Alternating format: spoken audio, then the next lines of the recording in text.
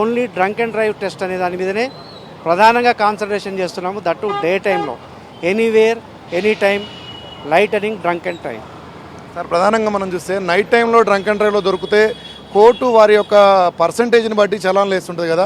So మధ్యాహ్నం దొరికిన వాళ్ళకి ఎలాంటి చర్యలు తీసుకున్నారు, కోర్టు ఏ విధంగా ఆదేశిస్తుంది, మీరు వెహికల్ సీజ్ చేయడం అలాంటి ప్రక్రియ ఏ విధంగా కొనసాగుతుంది?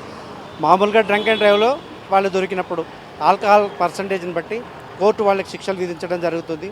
తక్కువ మోతాదులో ఆల్కహాల్ ఉన్నట్టయితే సోషల్ సర్వీసులు లాంటివి లేదా ఫైన్ వేయడం లాంటివి కోర్టు శిక్ష విధిస్తుంది. ఎక్కువ మోతాదులో ఆల్కహాల్ ఒకవేళ డిటెక్ట్ అయినట్టయితే జైలు శిక్ష కూడా విధించిన సందర్భాలు ఉన్నాయి. 2 days బ్యాక్ ఒక వ్యక్తికి 4 రోజులు జైలు శిక్ష పడింది.